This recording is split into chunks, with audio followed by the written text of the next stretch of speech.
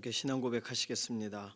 전능하사 천지를 만드신 하나님 아버지를 내가 믿사오며 그 외아들 우리 주 예수 그리스도를 믿사오니 이는 성령으로 잉태하사 동정녀 마리아에게 나시고 본디오 빌라도에게 고난을 받으사 십자가에 못 박혀 죽으시고 장사한 지 사흘 만에 죽은 자 가운데서 다시 살아나시며 하늘에 오르사 전능하신 하나님 우편에 앉아 계시다가 저리로서 산 자와 죽은 자를 심판하러 오시리라. 성령을 믿사오며 거룩한 교회와 성도가 서로 교통하는 것과 죄를 사하여 주시는 것과 몸이 다시 사는 것과 영원히 사는 것을 믿사옵나이다. 아멘. 찬송가 310장입니다.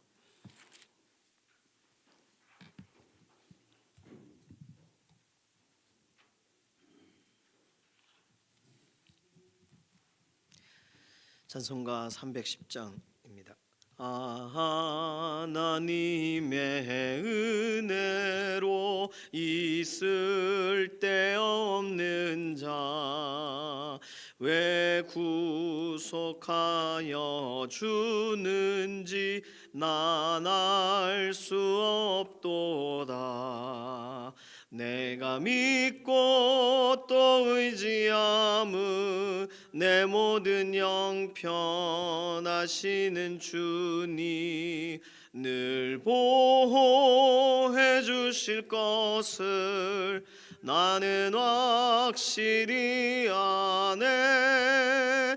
왜 내게 굳센 믿음과 또 복음 주셔서 내 마음이 항상 편한지 난 알 수 없도다.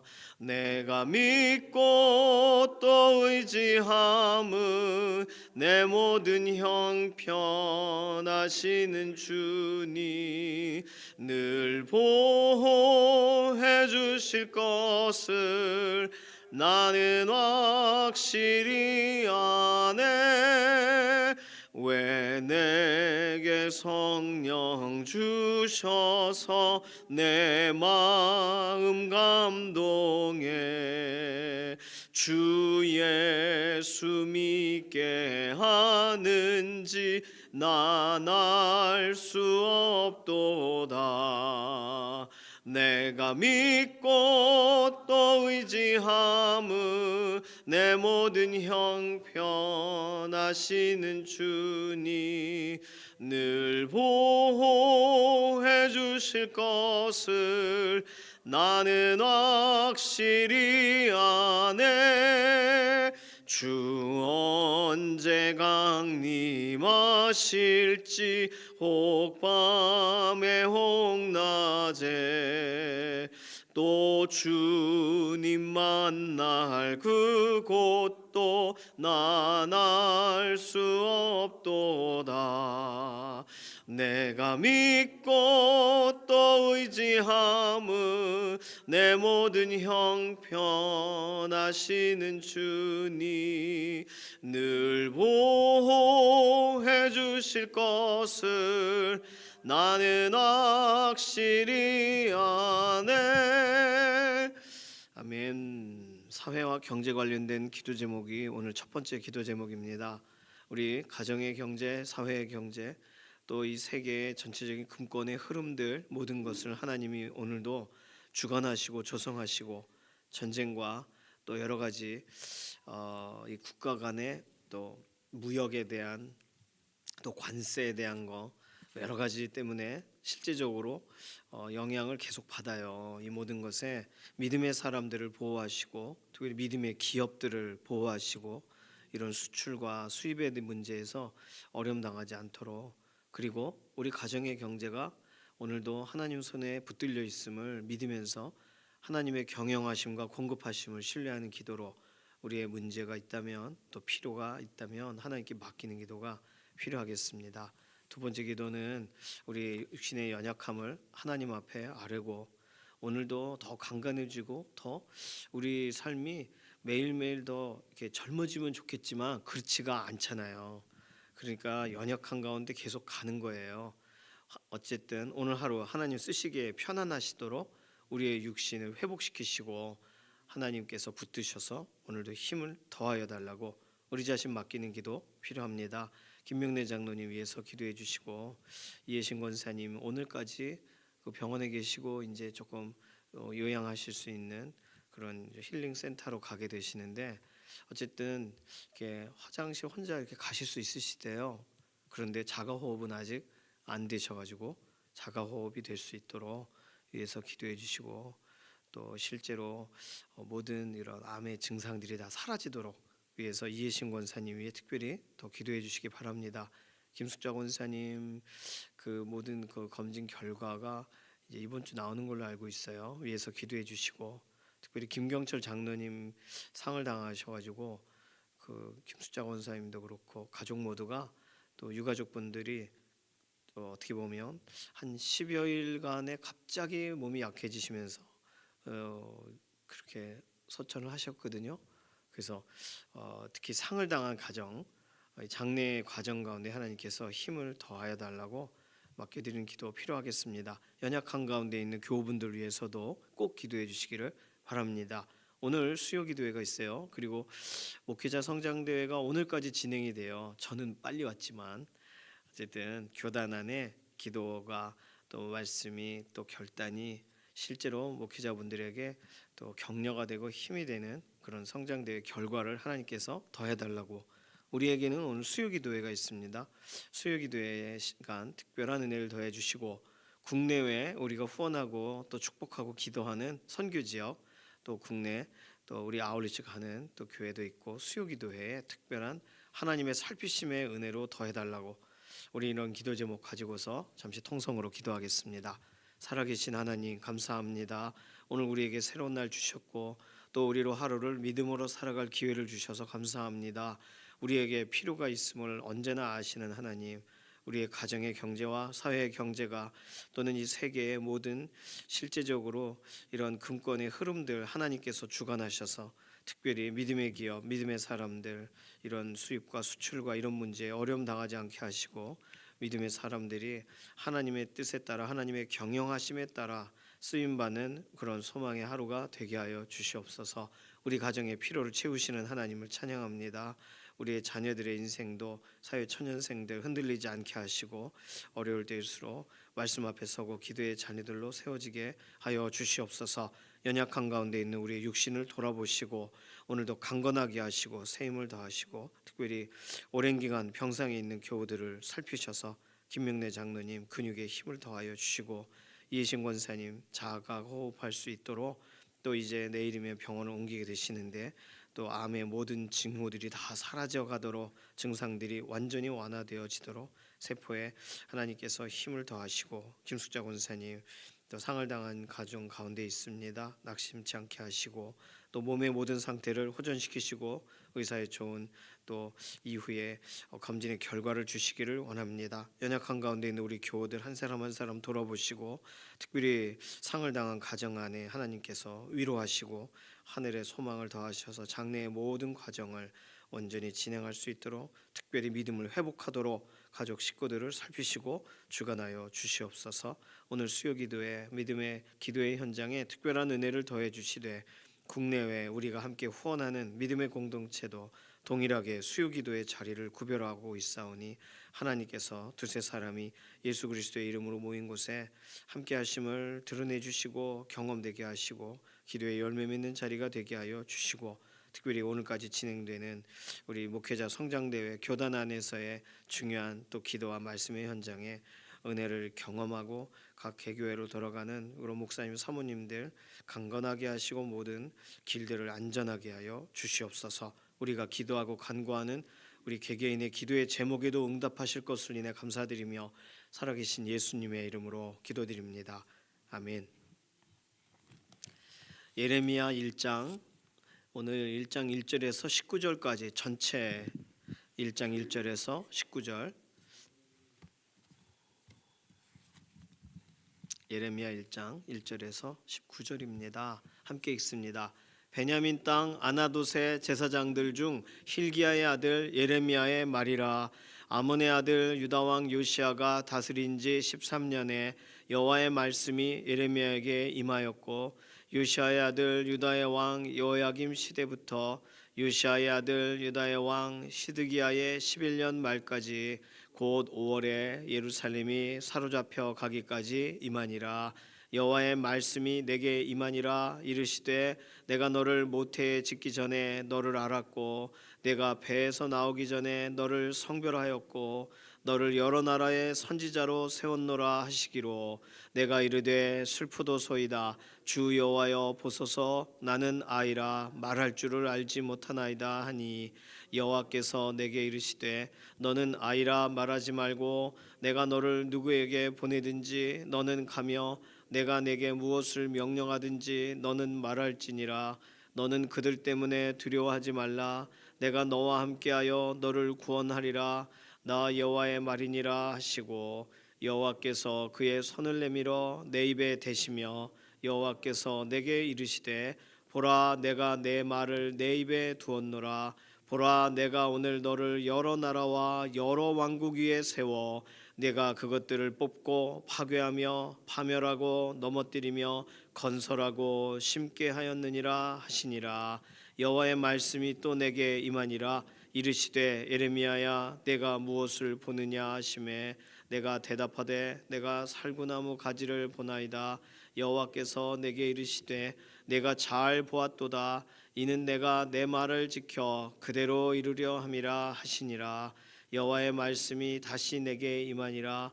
이르시되 내가 무엇을 보느냐. 대답하되 끓는 가마를 보나이다.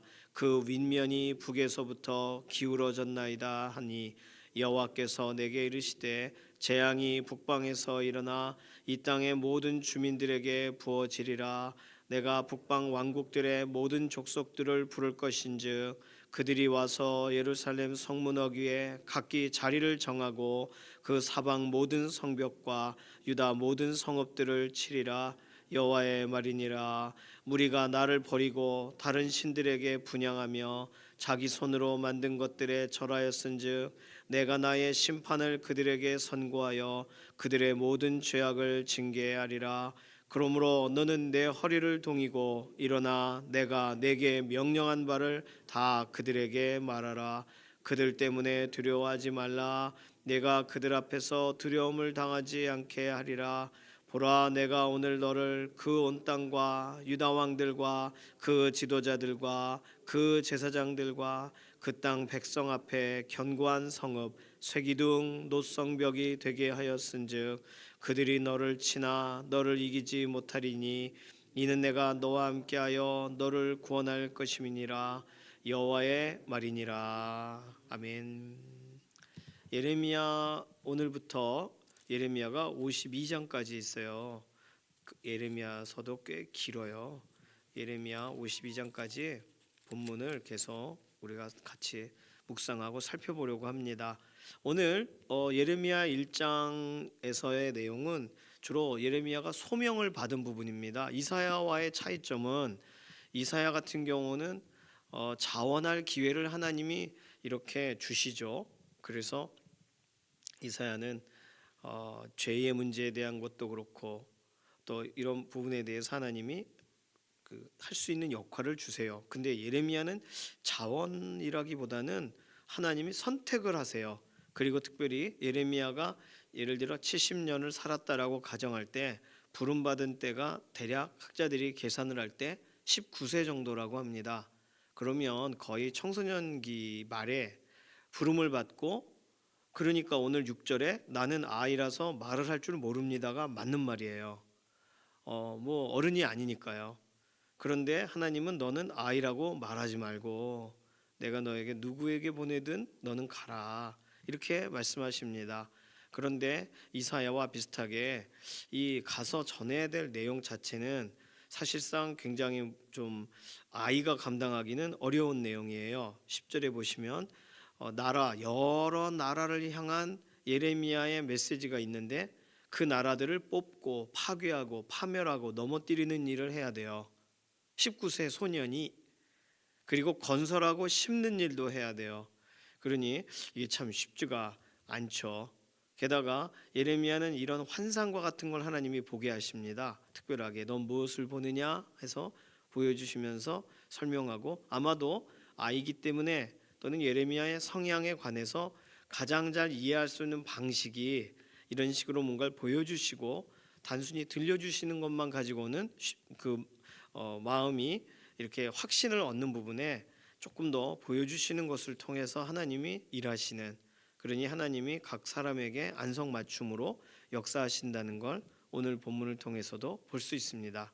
오늘 본문을 보면서 1절에서 3절까지의 내용은 사실상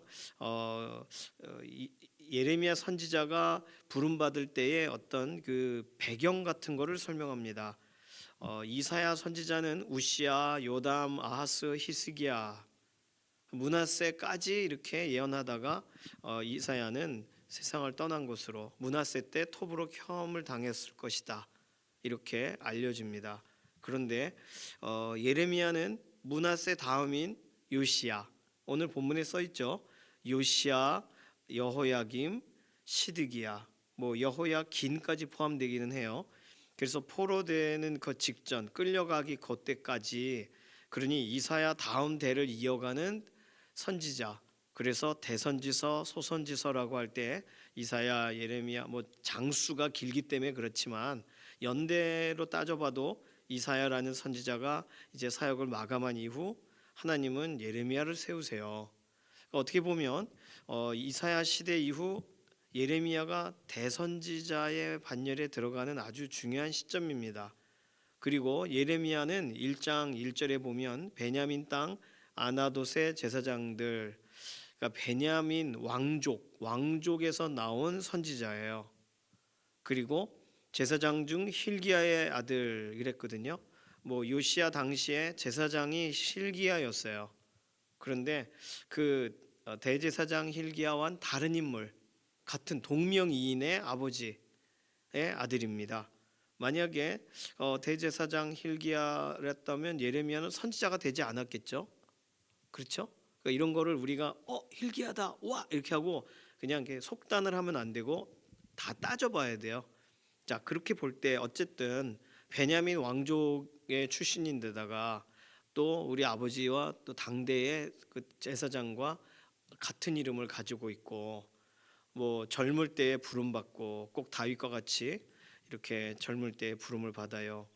그러면 이런 걸 볼 때 하나님의 부르심, 하나님의 인도하심에 따라 예레미야가 생각할 수 있는, 뭐 아주 순수하지만 그러나 착각할 수 있는 것 중에 하나는, 내가 뭔가 유일한 사람이라서 날 부르시는가 보다라고 할 수 있어요. 뭐 예레미야 선지자가 그랬다는 뜻은 아니고, 오늘 우리에게 하나님이 내가 너를 지명하여 부르노니 너는 나를 위해 사역을 하라, 만약에 그렇게 인도하신다면 그 굉장한 일이고, 시간이 가면 갈수록 우리도 모르게 우리를 향하신 하나님의 그림과 다르게 우리 스스로 교만해질 수 있어요.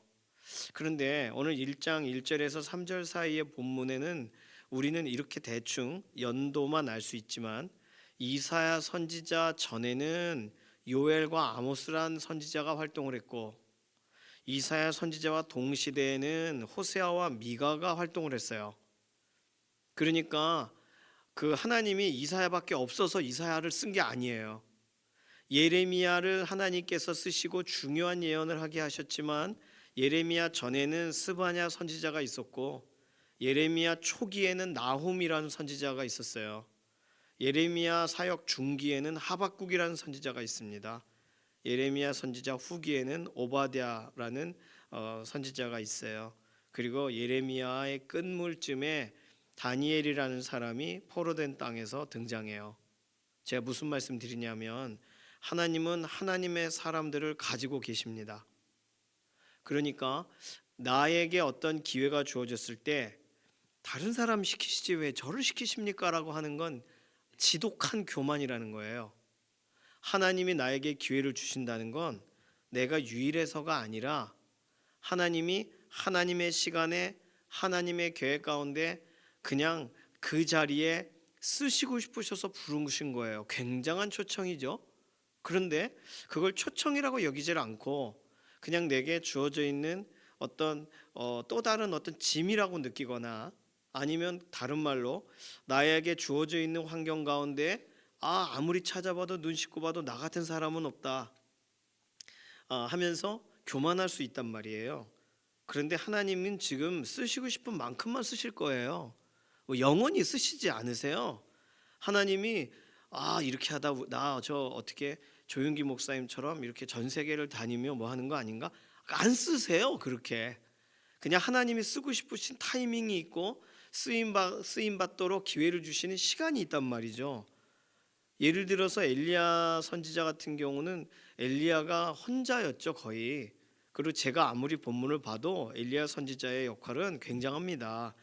그런데 엘리야 선지자가 세 번이나 똑같은 말을 해요. 열왕기상 18장 22절, 19장 10절, 14절. 오직 나만 남았나이다. 이 말을 세 번 한단 말이에요. 그런데 사실상 하나님은 하나님의 사람을 다 가지고 계셨어요. 그래서 열왕기상 19장 18절에 바알에게 무릎 꿇지 않는 7천 명에 대한 얘기를 하세요. 근데 본문을 자세히 보시면 바알에게 무릎 꿇지 않은 7천 명을 남기린이에요. 더 있는 거예요. 하나님께는 7천 명보다 넘는 사람이 더 있으신 거예요.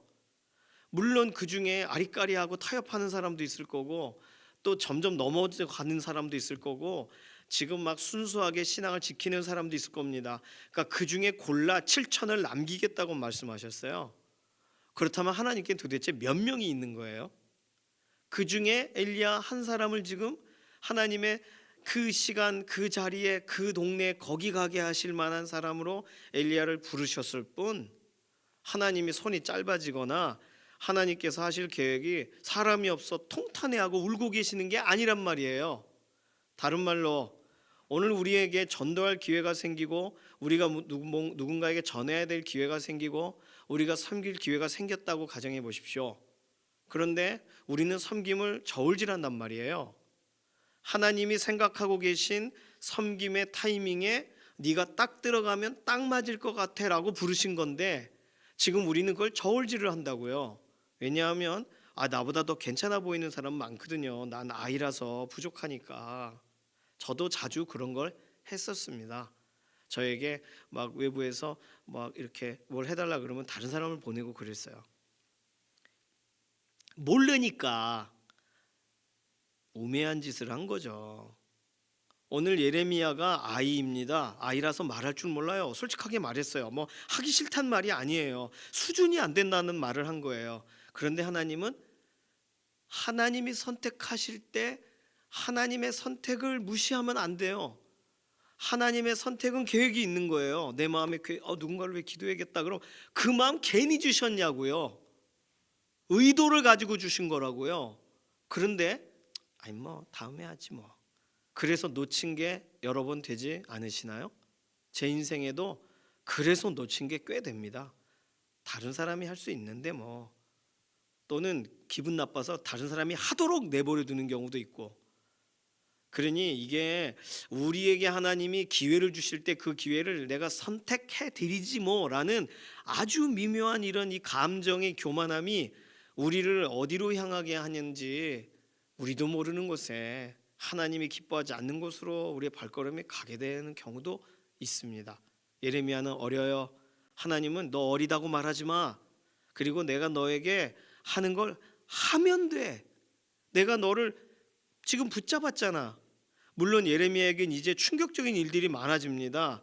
막 두려워하지 마라. 하지만 두려운 일이 엄청 올 거예요. 예레미야에게 깊은 굴에 집어 던져짐을 당하기도 하고, 시위대 뜰에 갇혀 있기도 하고, 어려움 많이 당해요. 예레미야 끌려가기도 하고.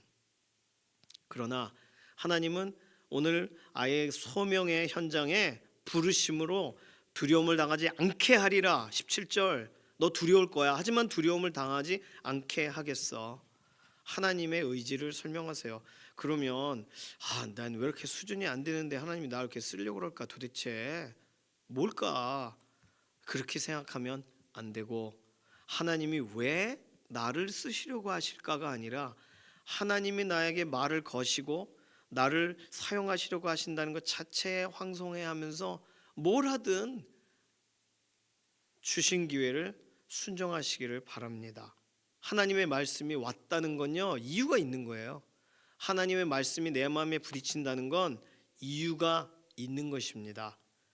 오늘 그래서 1장 전체를 하나님의 말씀 앞에 설 때 우리의 자세는 이렇게 읽고 싶습니다. 1절에서 3절을 좀 전에 설명드린 내용을 정리하면 교만을 버리라. 겸손해야 되는 거예요. 세워졌으면 준비가 안 될 수도 있죠. 그러나 그냥 내게 주신 것을 쓰시겠다는 거니까 없는 걸 막 만들어내란 뜻이 아니잖아요. 하나님을 심하게 오해하는 경우가 우리에게 있습니다. 우리는요, 하나님이 부르시면, 하나님이 이거 하라 한 마음을 주시면 내가 할 수 있는 정도까지만 하면 돼요. 그런데 하나님은 그 다음의 것은 다음 사람에게 연결시켜 주십니다. 부르심의 자리에 순종하시기를 바랍니다. 오늘 하나님의 말씀은요, 그런데 4절에서 19절을 보면 특징이 있어요. 하나님의 말씀의 특징은 첫 번째, 4절 보시면 여호와의 말씀이 내게 임하니라 이르시되, 자, 하나님이 원하시는 시점에 하나님의 말씀이 임한다는 거예요. 그냥 우리가 원할 때, 우리가 생각할 때 뭐 주어지는 게 아니라 하나님이 원하실 때, 4절만이 아닙니다. 지금 11절도 그렇죠. 여호와의 말씀이 또 내게 임하니라. 언제 임했는지 몰라요. 2장 1절 여호와의 말씀이 내게 임하니라. 하나님의 시간에 임하는 거예요. 하나님의 시간에 그 말씀이 떠오르는 거예요. 믿어지게 하시는 거예요. 그러니까 모든 사람이 똑같은 묵상을 한다고 생각하시면 그거 큰 오해입니다. 그래서 수련회나 이럴 때 말씀 몇 구절 같이 막 묵상하고 자 나누세요 그러면 정말 다르게 나눠요. 각자 받은 게 다 달라요. 똑같은 구절인데 하나님이 다르게 주시는 거예요. 다르게 부딪히게 하시는 거예요. 다르게 그 말씀을 받도록 하시는 거예요.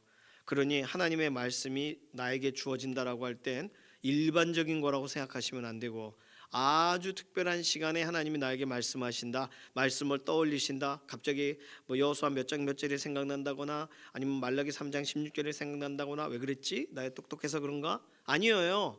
그런 게 아니에요. 하나님의 시간에 말씀을 주시는 거예요. 그러면 이 말은 다른 말로 하나님이 그 시점에 그 말씀을 주시는 이유는 목적이 있는 거예요. 목적 때문에 주시는 거예요. 목적 없이 주시는 게 아니에요. 너도 받아라. 그런 게 아니란 말이에요. 목적이 뭐예요? 오늘 본문 보니까 16절에 징계와 심판이 목적이에요. 맞나? 10절, 16절? 네, 심판, 징계라는 표현이 나와 있습니다. 이게 조금 더 표현된 게 10절, 뽑고 파괴하며 파멸하고 넘어뜨리는 죄에 대한 징계와 심판이에요. 사람에 대한 게 아니라 죄의 문제에 대해서 하나님께서 경고하시는 과정으로 우리에게 말씀을 주세요. 두 번째는 10절에 건설하고 심게 하였느니라라고 했어요. 의를 향한 건설이에요.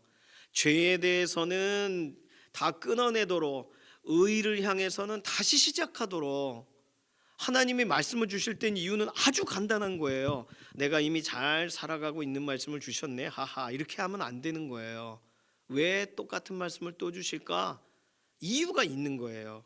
세 번째는 예레미야를 향한 것이긴 하지만 오늘 우리 모두에게 동일한 건데 하나님이 말씀을 주시는 목적은 순종과 존중입니다. 순종은 7절 보시면 내가 너를 누구에게 보내든지 너는 가며 내가 내게 무엇을 명령하든 너는 말할지니라. 교회 아울리치를 가셨을 때 그냥 우리가 팀을 짜서 전도하기로 했는데 그런데 어느 집에 문 앞에 딱 서는 순간 그분에게 이런 말씀으로 전해야 되겠다는 마음이 확 들면 그건 무조건 전하고 나와야 되는 거예요. 그거 그냥 그러려고 했었는데 평생 그러면 안 되는 거예요. 전해야 되는 거예요. 딱 주시면 딱 말해야 되는 거예요. 저도 아직까지 후회하고 있는 몇 번에 전해야 됐는데 타이밍을 놓친 그 일들이 있습니다. 그것은 천국 가서 하나님께 정말 죄송하다고 알아야 될 내용이 되겠지만 어쨌든 하나님이 그 시간에 그 말하라고 저를 깨우셨는데 저는 그걸 잊어버리고 전달을 하지를 못했어요. 그래서 교회 떠난 애도 있고 그래서 돌아가신 분도 있고 그 말씀 못 듣고 지금 생각하면 뭐 전도사 시절이지만 그러니까 얼마나 많은 부분에 하나님은 저 때문에 손해를 보시는 겁니까? 순종했어야 되는 건데, 순종하라고 주신 건데 선택해도 되는 줄 알았던 거예요. 오늘 이 자리에 계신 분들은 하나님의 말씀이 심장이 고동치듯이 와닿으시면 그 말씀대로 말씀에 순종하시길 바랍니다. 두 번째, 존중은 뭐냐면 9절 보세요. 여호와께서 그의 손을 내밀어 내 입에 대시며 여호와께서 내게 이르시되 보라, 내가 다른 걸 네 입에 둔 게 아니라 내 말을 내 입에 두었노라. 하나님의 말씀을 우리 입에 두셨다면 하나님이 말씀하시는 것처럼 해야 될 거 아니에요. 하나님의 마음을 우리 마음에 겹쳐 주셨다면 하나님의 마음으로 행하는 것처럼은 해야 될 거 아닙니까? 하나님께서 나의 손을 꼭 잡으시고 같이 가자 하시면 하나님의 손으로 진행되는 일처럼은 해야 될 거 아니에요. 그게 신약에 가서 누군가 말을 하려면 여호와께서 하나님이 말씀하시는 것처럼 하고, 그 말이 그 말입니다. 존중은 다른 게 아니에요. 내가 지금은 이렇게 했고 나중에 하나님을 골방에서 존중하겠다가 아니에요. 하나님이 하나님의 말씀을 우리 입에 주셨으면 내 입이 하나님의 말씀이 전달되는 것처럼 전달되어야지, 내 입이 엿장수가 뭐 팔듯 하면 안 되고 내 입이 그냥 뭐 다른 방식으로 쓰여지면 안 되는 거죠. 하나님의 말씀이니까, 하나님의 말을 두신 거니까 오늘 굉장한 무게감으로 우리가 하나님만을 향한 존중이, 하나님만을 향한 순종이, 하나님의 말씀이 우리 마음에 부딪혀지는 순간 우리 안에 진행되시기를 소망합니다. 오늘 하나님 말씀의 세 번째 특징은 뭐냐면 그 말씀이 임한다는 시점 전부터, 하나님의 말씀을 주시기 전부터 하나님은 5절 나를 알고 계시고 나를 인도하고 계셨고 나를 지금까지 이끌어 오셨다는 거예요. 말씀이 없으면 하나님이 내버려 두신 게 아니에요.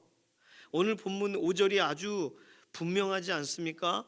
5절에 내가 너를 모태에 짓기 전에 너를 알았고 내가 배에서 나오기 전에, 어머니 배에서 나오는 거죠, 너를 성별하였고 너를 여러 나라의 선지자로 세웠노라. 이미 세웠대요.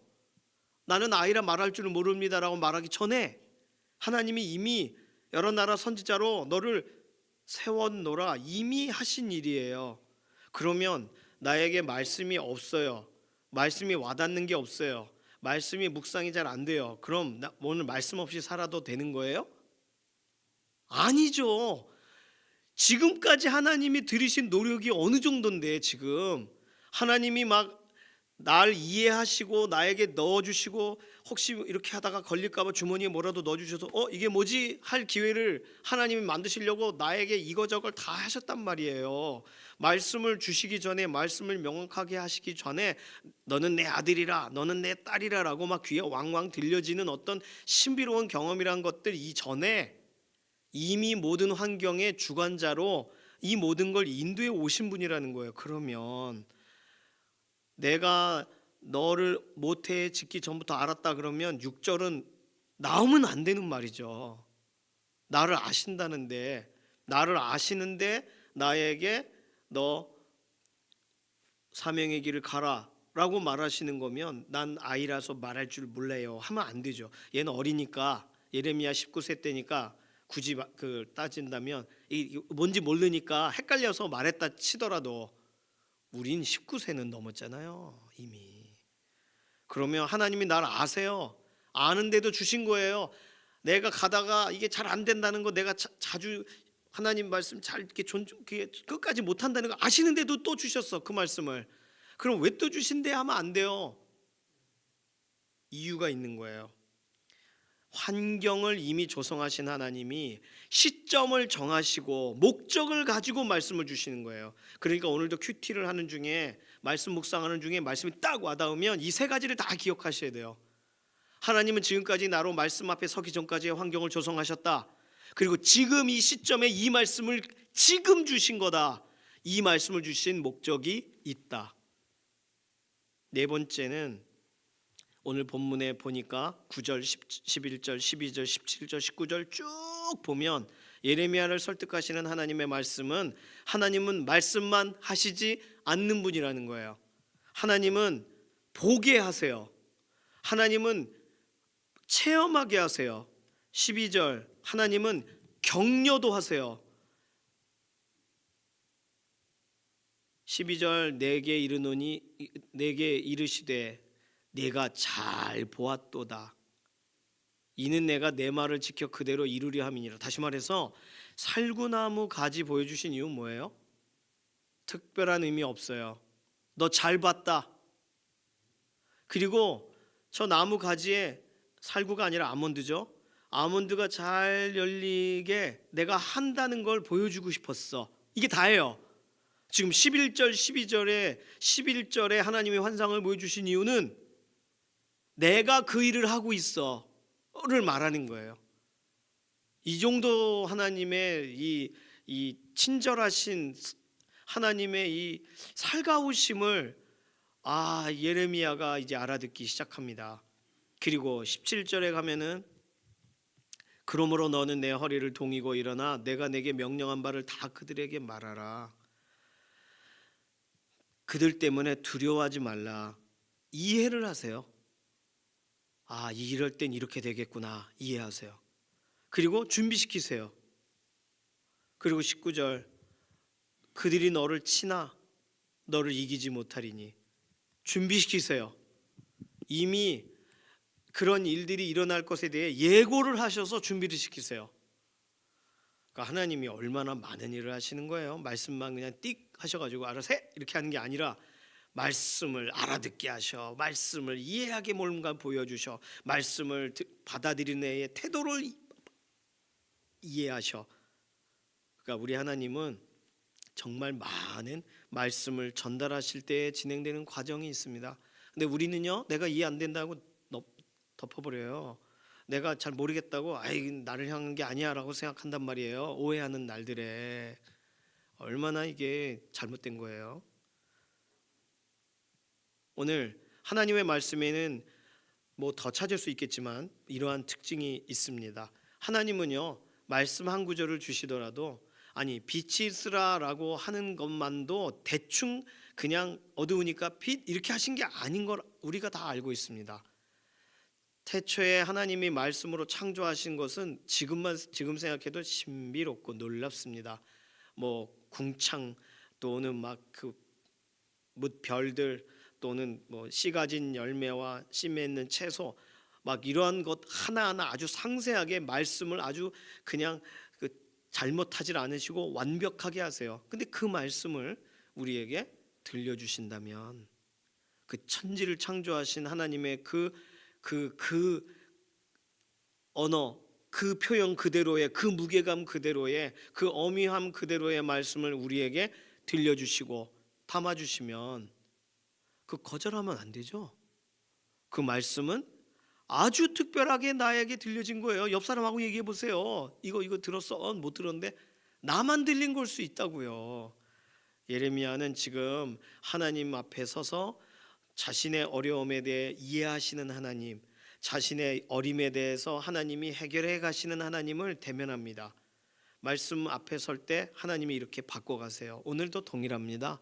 하나님의 말씀을 붙들고 아직도 해결되지 않는 세상으로 또 나아가요. 우리는 그럴 때 하나님의 말씀이 내가 살아가는 세상을 상대하기는 너무나도 부족하도다, 그렇게 생각하는 문제가 아닙니다. 그렇게 생각하면 너무나도 잘못 생각하는 거예요.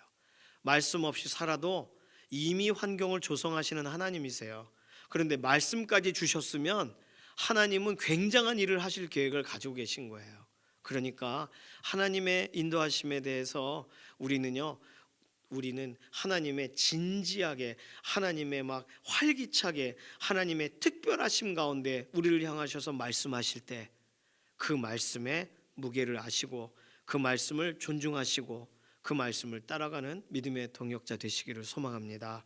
이 시간 같이 기도하겠습니다. 이 시간 기도할 때 하나님, 우리도 예레미야와 같이 부족합니다를 고백할 때가 있습니다. 그러나 하나님이 말씀하실 때는 이미 환경을 조성하시고 시점을 정하시고 목적을 가지고 말씀하시는 것이니 우리가 알아듣게 하시고 우리의 삶에 주어진 말씀으로 새로운 시작과 새로운 결단이 우리 안에 일어나도록 말씀을 보내사 위경에서 건지시고 말씀의 사람답게 우리를 훈련시켜 달라고 이러한 기도 맡기는 기도로 잠시 통성으로 기도합니다. 살아계신 하나님 감사합니다. 예레미야에게만 주어진 거 아니라 오늘 우리에게 주어진 하나님의 말씀으로의 부르심을 오늘 우리가 대면합니다. 하나님, 우리는 참 좋은 말씀 발견했다 기뻐하는 그날에 이 말씀을 목적을 가지고 우리에게 주셨다는 걸 잊어버리고 살 때도 있고, 또 내게 말씀 없어 왜 이렇게 답답한가 하는 날에도, 하나님이 일하고 계시는가 오해하는 날에도 하나님은 모든 것을 조성하고 주관하셨다는 걸 오늘 말씀을 통해 발견하게 해주셔서 감사합니다. 오해하지 않고 하나님 말씀 앞에 서서 말씀을 따라가는 말씀의 수종자가 되게 하여 주시옵소서. 감사드리며 살아계신 예수님의 이름으로 기도드립니다. 아멘. 찬송가 540장입니다. 오늘 수요기도회 이후에 12시에 문자 미리 드렸지만 12시에 입관 예배 출발합니다. 12시 30분에 병원에서 입관 예배 진행하고요. 1시 30분이 입관이에요. 그러니까 유가족들 입관 예배 마치고 가시게 될 거예요. 이런 부분에서 좀 위로해 주시기를 바라고. 언제 많이 가시겠습니까? 가실 수 있는 건 오늘이 마지막이고요. 내일은 발인 예배를 교회에서 하기 때문에 교회로 오시면 되겠습니다. 11시에 예배가 진행이 될 예정이고, 혹시 시간이 수원 연화장이 잘 안 되면 장소가 바뀌어야 돼서 발인 시간이 다 바뀌어요. 오늘 12시에 확인할 수 있다고 하시니까 혹시 변경이 되면 다시 공지를 드리도록 하겠고요. 아니면 미리 공지 드린 그대로 장로님들이 운구하고 오시면 교회에서 11시에 발인 예배, 내일 11시 발인 예배하고 그 다음에 화장하러 그렇게 진행할 예정입니다. 오늘은 수요기도 마치고 입관 예배 간다는 거 알고 계시고, 가급적이라면 김경철 장로님 아신다면 그냥 가셔서 유가족분들 위로를 좀 해주시기를 바랍니다. 찬송가 540장 1절 4절 부르겠습니다. 주의 음성을 내가 들으니 사랑한단 말일세. 믿는 마음으로 주께 가오니 나를 영접하소서. 내가 매일 십자가 앞에 더 가까이 가오니 구세주의 흘린 보배 피로써 나를 정케 하소서. 우리 구주의 넓은 사랑을 측량할 자 없으며 주가 주시는 참된 기쁨도 헤아릴 수 없도다. 내가 매일 십자가 앞에 더 가까이 가오니 구세주의 흘린 보배 피로써 나를 정케 하소서. 아멘. 주님께서 가르치신 기도합니다. 하늘에 계신 우리 아버지여, 이름이 거룩히 여김을 받으시오며 나라에 임하오시며 뜻이 하늘에서 이루어진 것 같이 땅에서도 이루어지이다. 오늘날 우리에게 일용할 양식을 주옵시고 우리가 우리에게 죄 지은 자를 사하여 준 것 같이 우리 죄를 사하여 주옵시고 우리를 시험에 들게 하지 마옵시며 다만 악에서 구하옵소서. 나라와 권세와 영광이 아버지께 영원히 있사옵나이다. 아멘.